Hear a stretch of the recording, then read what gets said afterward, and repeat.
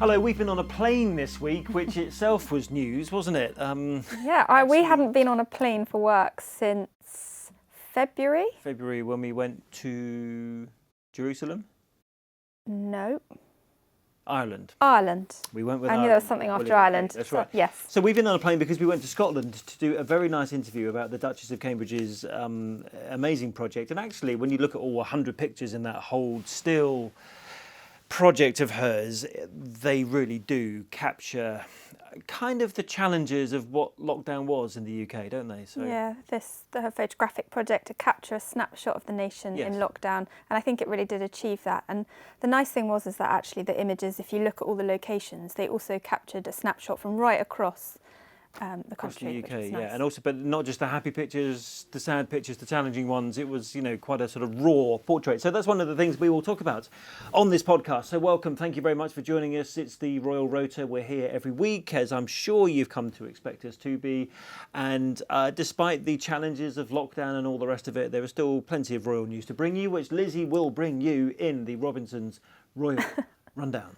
Yeah, every week I write this list and sort of think it's going to be surprise myself at how much there is. So yes, as you say, Hold Still launched digitally on Monday, and that exhibition is now live if you want to have a look at it. Kate and William had a series of engagements in London this week, which was a first for them actually for a long time. They haven't had a London engagement in a while. One of the three, weren't we? So we will tell you all about that. Barbados announced its intention to remove the Queen as head of state by 2021. The Countess of Wessex had a sculpture sitting.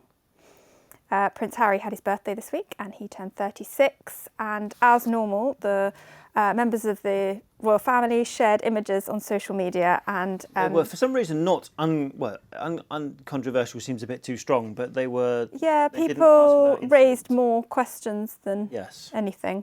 The Queen and Duke made their move from Balmoral Castle to Sandringham, where they'll be for a few weeks before they move to Windsor. And very sadly, historic royal palaces announced this week some proposed redundancies, and that's as a result of the pandemic, but also a decline in international tourism at the moment. Yeah, there's a fair bit to talk about there, and I've just, funny enough, done an interview for an American TV network about that very issue, about the drop in tourism and the effect it's having on some revenue streams for the various royal palaces, but we can run through that later. So where to start is the question. Where do we start?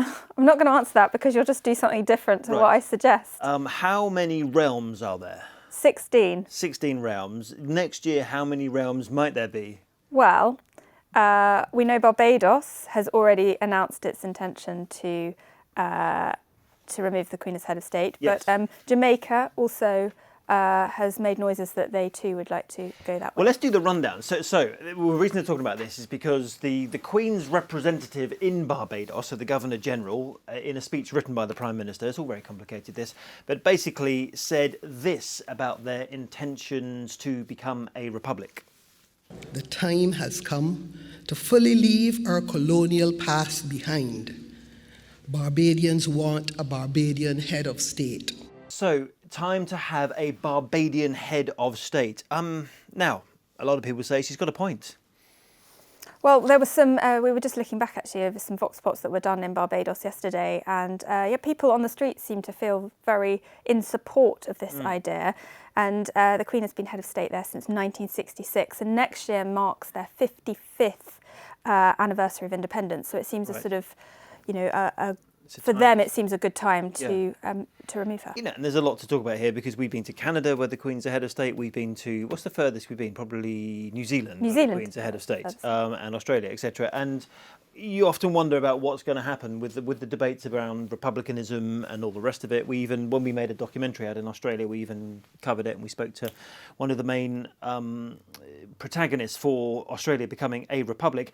Let's have a little run through, though, for your information about the last time the Queen has been removed of head of state. It was Mauritius in 1992, which became a republic. Previous to that, it was Fiji in 1987. And the country before that, which ditched the Queen, shall we say, in in undiplomatic language, was in 1976. Now we've got Barbados saying that actually they want to do it next year. We've also got Jamaica making similar noises, and as we've just discussed, Australia. Some polls show that in Australia the number of people that want a republic has risen since that famous referendum that they did have in 1999. It always changes, doesn't it? When they deploy the royals out to Australia, there tends to be a rise in popularity. And they once called Prince George a republic slayer. Yeah, when Prince George went, and there were all those lovely pictures of him there when he was very little.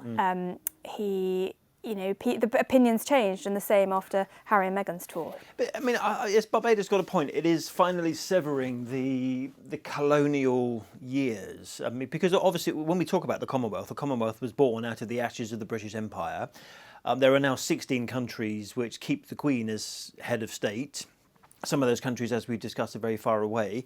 Isn't it now time for them to say, we want to go ahead as a fully independent country with our own native head of state, for example? Well, to quote Buckingham Palace, they say it is a matter for the government and the people. So I guess it is for each of those countries to decide what they want to do going forward. Yeah, and actually I think it's probably going to be a bigger challenge, not for this particular monarch, but for the next monarch, because I think a lot of them, out of respect for the Queen, might not make such statements until such a time as she has, how do we put this delicately, when she is no longer the monarch. And it might be a bigger issue for King Charles III to deal with this kind of move towards republicanism. Well, Prince Charles was there. We were with him last year. In Bridgetown, yeah. In Bridgetown, when he was there, he did his tour around the Caribbean, didn't he, before he went to Cuba on that historic visit. Went to Trinidad and Tobago, St Kitts and Nevis. That's the realm. We might need to go on some tours with the royals. I tell you what, here's an idea for the royal family. Go on some tours to all these places. And we will come with you. And we will come with you and cover that news. Particularly if you want to go to Belize or to the Caribbean. Yeah, with Jamaica, Papua New Guinea, St Lucia. Yep. If you want to revisit Fiji to see what's happened since it's become a republic. Yeah, St Vincent, Grenadines, we're there for the lot. Yeah. Feel free to go. The Queen will be digesting this news, of course, not from Balmoral, but from Sandringham. From Sandringham. So, as we spoke about last week, they have cut their traditional summer holiday short. They go to Balmoral for the summer, but they are normally there until the beginning of October. But they have made the move early this year and are spending some time at Wood Farm on the Sandringham estate, which is where Prince Philip has spent much of his retirement. So the Queen's currently living in a cottage. Pretty much. She's currently living 5-bedroom cottage, but a cottage. It's probably the smallest house that the Queen's lived in for some considerable time. I think there's. Well, what's the one on Balmoral that she has? There was a little place where she used to stay on Balmoral. When there's the entire house. Craiggowan on Balmoral, which often, if they don't want to open up the big castle, they will go and stay there. Or if the castle's open to the public and she gets there for her summer break ahead of it closing to tourists, she'll stay there first. They clearly didn't want to do the same thing at Sandringham when they open up the massive house for the Christmas period, for example. But there's sort of a more of a sense, I think, at these, Wood Farm, Craiggowan, there's more of a sense of normality there and, not the big grand castles. So. And also it means that, because I got an email from Sandringham Estate this week saying that they were opening for drive-through cinema, was it, or drive through something? Yeah. And so they can continue to kind of make some money, which kind of leads me on to the next topic of conversation, which is the impact that coronavirus has had on royal finances, not the Queen's income, say, from the sovereign grant, which is often referred to as the taxpayers' money, or not yet at least her income from the Duchy of Lancaster, although who knows what will happen to rent prices, etc., in the years ahead. But this is for the charities, the Historic Royal Palaces. Yeah, Historic Royal Palaces, which is an entirely self-funded charity, and they have 6 sites. And these are the sites the Queen doesn't live in, so they're not occupied palaces. So like the Tower, most people will know the Tower of London, for example. Tower of London, Hampton Court, Banqueting House, Kensington Palace, Kew Palace and Hillsborough Castle and Gardens. Yes. List. They were forecasting an income of around £10 million this year. £110 million this year. But because of the pandemic and they got 10. they're only now forecasting an income of 10 million. So it's £100 million loss. A reduction of 89%. If you're watching, if you're watching huge. this in America, what's that? About $120 million less money, because of what they said is the impact of the lack of international tourism and people coming to visit, for example, Hampton Court Palace or the Tower of London. And they're saying that they're having to make 86 full-time positions redundant, which will affect about 145 people from their payroll. And I mean, that's the hard fact, isn't it? And we spoke earlier in the year, didn't we, about the other charity, the Royal Collection Trust, which manages Windsor Castle, the opening of Buckingham Palace. They also were facing a multi-million-pound shortfall. Yeah, these are huge, tourist places where people go and visit, and without those tourists coming to the country and going to see them, they have really struggled. And the problem is that even though tourists or members of the public are able to go back into them now, the knock-on effect is not going to be short. They can't have that many, and they don't need that. Their income next year might be reduced again, so we wish everybody affected by that well, of course, but those are not easy times if you work for either the historic royal palaces or the Royal Collection Trust. So why were we flying to Scotland? So we were flying to Scotland because Kate's Hold Still photography project launched on Monday and went live, and we went to visit a little girl and her family who star in one of the photographs that Kate and the team of judges picked. Can I ask you a question? Is Kate what you might call, if you were 4 years old, a real-life princess? I think she might be what you would call. Have a listen to Mila. And do you know that your picture... Do you know about your picture? Tell us about it. So there's a real-life princess who picked my picture. The Queen knows about everything. See, everyone in this whole entire world will see my picture.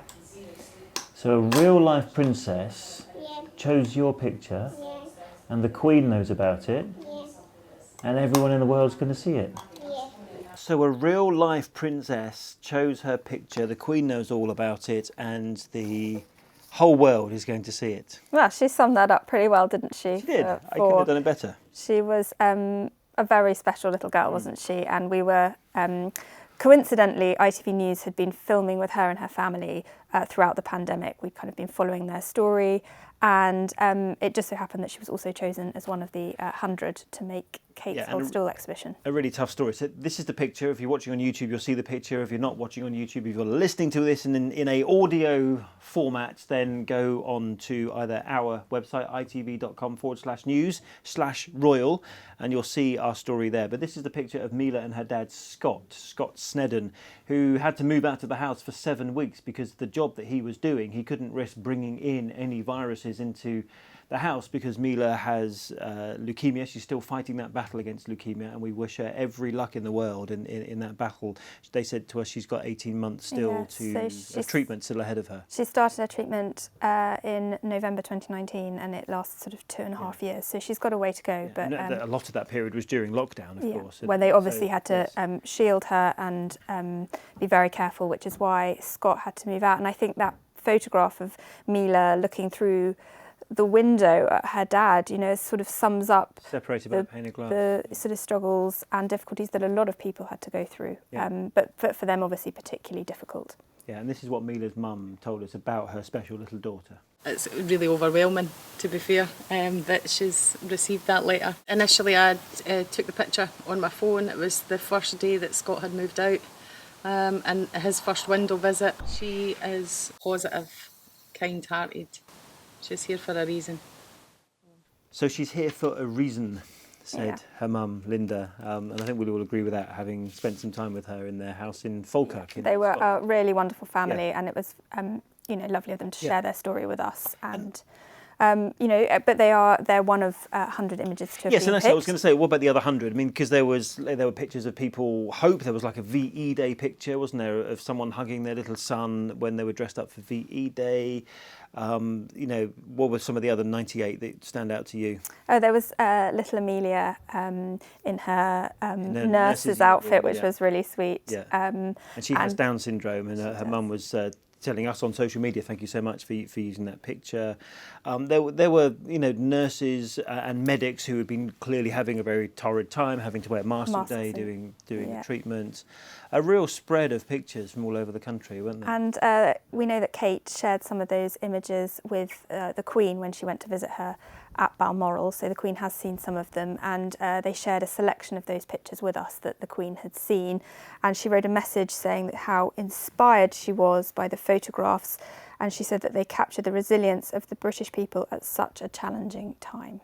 And that letter from the Queen was sent to all of those who entered. Now there was a 31,500 entries. 31,598, okay. maybe? I'll check that later. 31, what do you say, 31? 31,598. We'll check your accuracy. And this is and if that's wrong, we'll just cut that out. Yeah, exactly. And you'll never know. But one bit we won't cut out is how I explained to Mila Sneddon who the Queen was. See this letter here? Yeah.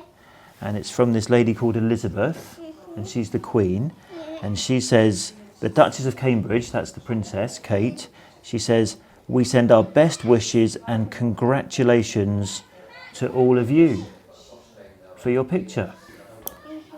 That's pretty nice, isn't it? Yeah. Have you had letters from the Queen before? No. Is that your first letter from the Queen? Yeah. So there we go. There's a letter from a lady called Elizabeth, and she's the Queen. I thought I could not have put it any more simply, although I'm sure Mila knows much better than me who the Queen is. But, I thought it was nice, actually. It shows really that how much the Queen supports this project of the Duchess of Cambridge to sort of publicly support her like this. Yes.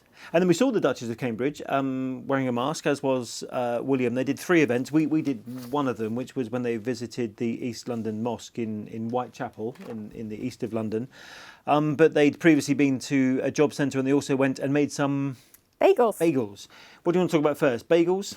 Or no, let's talk about the place where we were today, the other day. The Muslim community based around that mosque who have been massively hard hit, haven't they, from the pandemic, just because a lot of people can't pray there. A lot of people are being turned away after queuing for hours because they physically can't get the same number of people into that mosque. It's a pretty big building. It date back to something like 1910 when they had a couple of houses, and this particular mosque was built in the 1980s. But they really did talk about how it's affected the community, this whole pandemic. Yeah, and the work they've also been doing there during the pandemic is they've been volunteering to help deliver around the community warm meals, medication. So even though things have been difficult, they've managed to sort of help the community. And I think Kate and William, the day of engagements in London, they wanted to sort of shine a light on not only the challenges people have faced during the pandemic and businesses have faced, but also how they've gone on to help.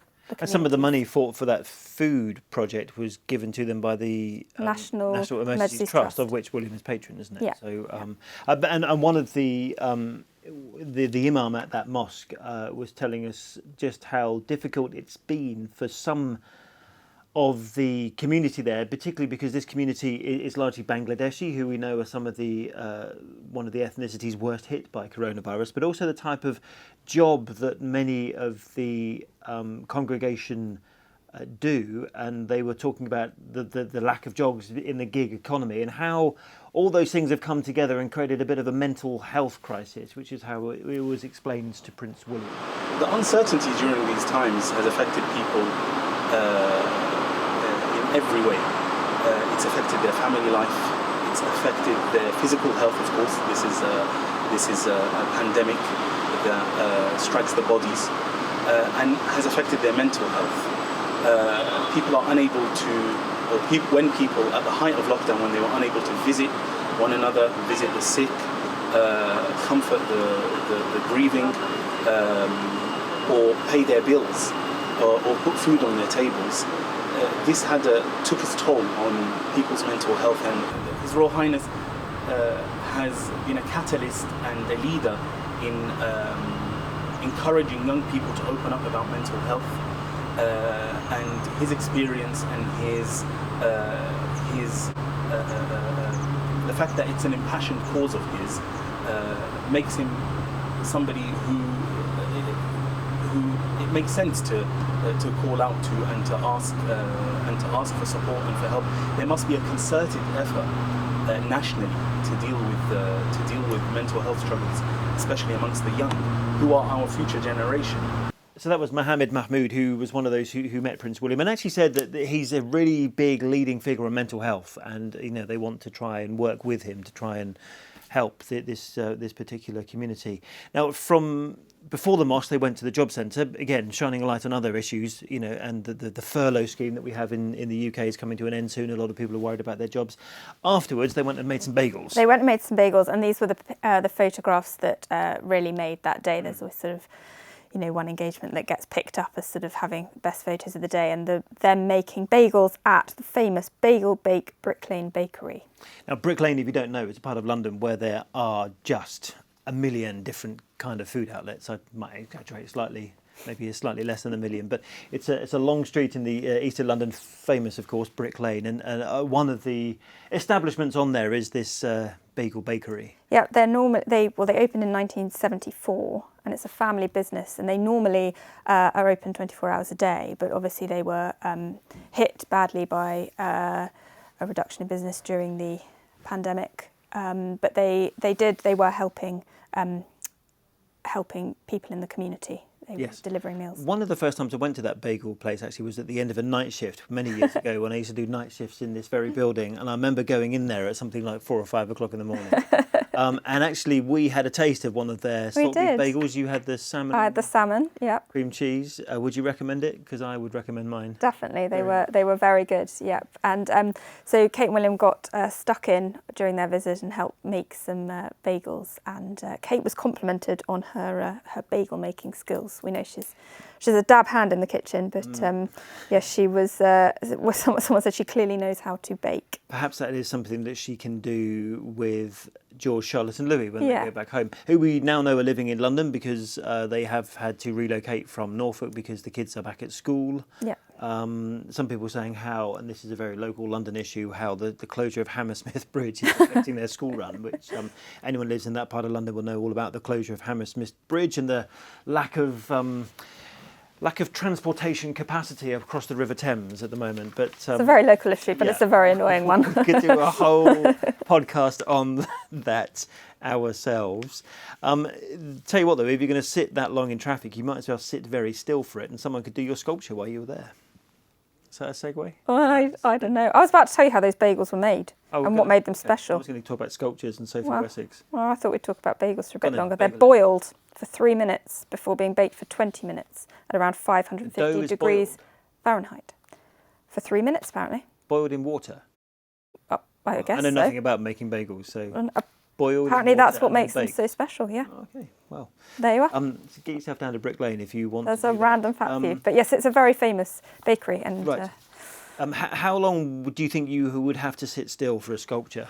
Well, if you're Sophie Wessex sitting still for a sculpture that's being live streamed to supporters of the Vision Foundation, you'd sit for about 2 hours. 2 hours. Yeah. Now, how interesting would that live stream have been for 2 hours? How many people do you think watched the entire 2 hours? She did do a question and answer session at the end of it, and I think there was some commentary going on as it was happening. So Fine. So this was a sculpture that she is sitting for and helping with this charity. Yeah. So Sophie has been patron of Vision Foundation since 2003, and the sculpture was being. She was sitting for Francis Sagelman.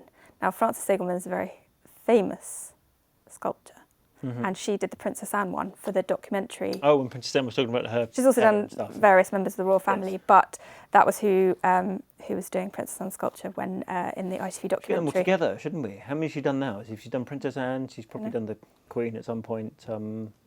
Yeah, perhaps. I think she's done Sophie Wessex, Princess Royal Philip. Okay. I think we'll Google it. Fine. We should have probably Googled it before we came in here, but we'll anyway, so she sat for 2 hours, and that bust will be cast in bronze and unveiled during the charity's centenary year next year, and it's designed for blind and partially sighted people. Well, I look forward to seeing that and seeing how much money it raises. Shall we end the podcast now, or shall we talk about Harry and Meghan? Let's talk about Harry and Meghan. Oh, we can end, right? Thanks for watching. Okay, so why are we talking about Harry and Meghan? Actually, they haven't really been up to very much today, apart from this week, apart from his birthday. And actually, when I when I put something up on our Instagram pages earlier, and I put everything that's happened, or just a selection of pictures essentially that's happened since his 35th birthday. Quite a busy year. Quite a busy year. Also quite a lot of travel. There were a lot of pictures because obviously this time last year we were getting ready to go to Africa with the Duke and Duchess of Sussex. Botswana, and how much Angola, has changed. Malawi. Yeah. You know. Oh, actually, we should point out that talking about Malawi is that Harry and Meghan have match funded some of the money that's been raised for CAMFED, the Campaign for Female Education. Now, actually, before we talk about that, I want you to have a listen to this.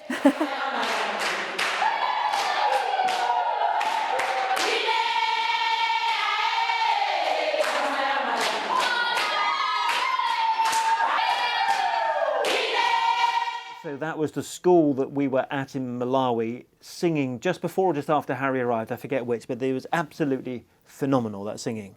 And do you remember that Harry had gone off? He'd left South Africa. He'd left Meghan in South Africa, and he'd done Botswana, Angola, then was in Malawi. And for that visit, Meghan Skyped in. Do you remember, into the classroom? That's right. Yes. Yeah. I was in that classroom seeing Meghan Skype in. Yeah. I actually remember someone from Kensington Palace trying to set up the Skype beforehand, which all felt then like it was really novel. The fact that we all do Zoom calls and Skype calls all the time these days, it feels a little bit less novel. But that was a year ago, and so we put up the selection of pictures to show what's happened between his 35th and 36th year. This time last year, he was still a working member of the royal family, about to go on an official tour on behalf of the Queen.